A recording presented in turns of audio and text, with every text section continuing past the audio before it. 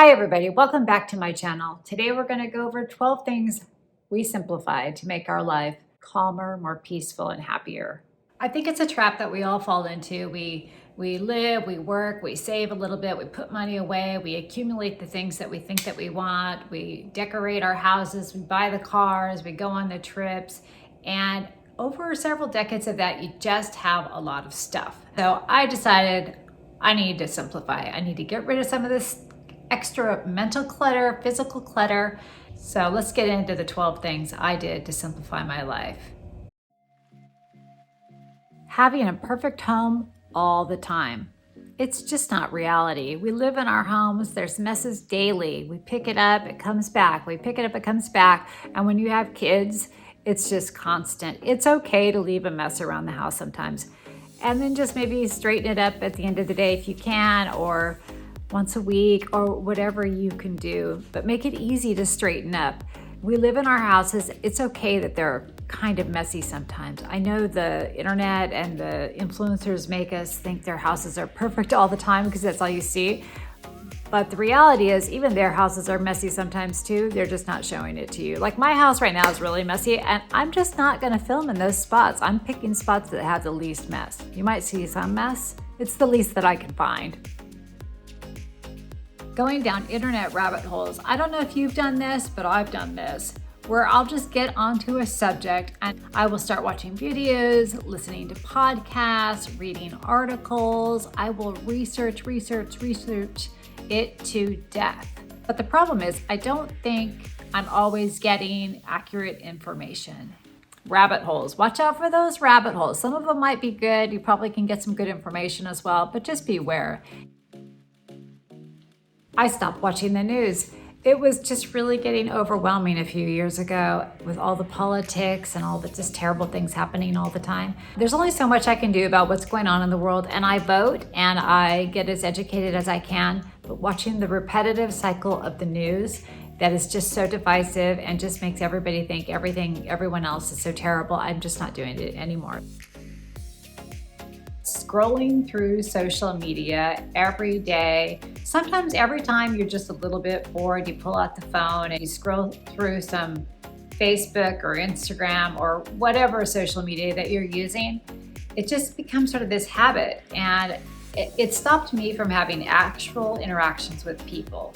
It stopped me from maybe calling my friends, calling my family, having a conversation over the phone with people, making plans to meet.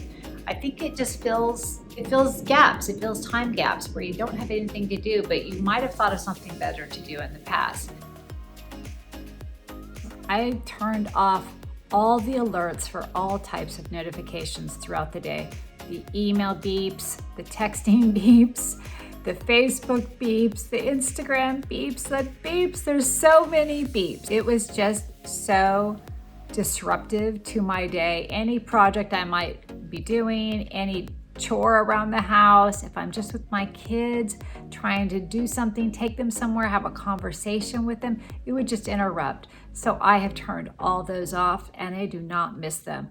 I can still go and check in on all those things whenever it fits into my schedule, but I'm doing it at a time that works for me and my family, and I'm not letting it interrupt everything else that's going on in my life. Being too perfect at something or knowing everything about something before starting a project. I would get held up in the, I don't really know how to do it. I don't know how to do it, especially when it comes to technology. Being 50, I did not grow up with technology like a lot of the younger people have, like the 20-year-olds, the 30-year-olds, they seem like they had it since they were like 6 months old. I got it in my mid to late 20s. I got my first phone. It didn't have all the things that the phones have now. So that has been a big change for me, that I feel like I can take on a project even if I don't know how to do everything, and I will learn along the way, and that helps me to feel more creative. I stopped being afraid and I stopped feeling like I had to be perfect at everything before starting anything. And hey, I think you should do this. Do a no tech week or month. We actually as a family did a no tech month. It was wonderful. Was it hard? Yes, it was a little bit hard. Did we have some rules where we could check our email? Yes, we did. It wasn't 100% no tech, but it was about 95% no tech. My kids had no tech. I was allowed to check my email twice a day. We kind of set the rules together as a family, and it really changed the way we behaved day to day. We were calling our friends more, we were arranging play dates more, we were getting together with people more rather than just relying on our phones and things like that. So it just, for us, it really improved our daily lives, and it really changed the way we go about our day. And it's funny, even a year later, my kids asked if we could do it again. So they really enjoyed that time enough to where they asked if they could do it again. If you've enjoyed this video, please give it a thumbs up and don't forget to hit subscribe. I was totally addicted to HGTV for many, many years. Oh my gosh, we did so many projects. We have remodeled houses, we've bought houses, sold houses, remodeled them again. We've moved rooms upstairs, downstairs. We've changed every surface on some of these houses. We did a lot, and I blame HGTV now. I love that channel. It's great. There's a lot of great ideas there, but I was probably doing it too much. It got me in the cycle of remodeling, fixing things up, redecorating again. No, I don't like that. I need to repaint. I need to get some new pillows. I need a new couch. I need It just kept going and going and going. It's just a little too much. I think we need to mellow out on our redecorating. And if you can just find what you like and stick with it and stop, it will simplify your life. Saying yes to everything too much, and maybe for the wrong reasons. I have said yes to so many volunteer opportunities that have come up because I really wanted to be around my kids at their schools, at the different groups they were in, maybe the clubs they were in, or the activities that they did. I just wanted to be around them. So I said yes to a lot of volunteer activities, and I have enjoyed a lot of those. But some of them have just been a lot of work, and I actually have not been able to spend more time with my kids while I was doing those things. I need to be very careful about what I say yes to and make sure that it's going to bring me the outcome that I want, because I want to help out in my community and with my kids and what my kids are doing. But the thing I wanted to get out of it was also being closer to my family. So learning how to say yes to the right things and no to the wrong things is something I've been really working on. And this leads into the next thing that I think will simplify your life, and that is feeling obligated to people when they ask me to do something that I don't want to do or my kid doesn't want to do, feeling like you have to give them a reason. You don't have to give them a reason. You've never had to give them a reason. You just tell them you can't do the thing. Whatever it is, you can't do it, and that's just the way it is. And people are going to respect your decision. If they don't, then that's their problem.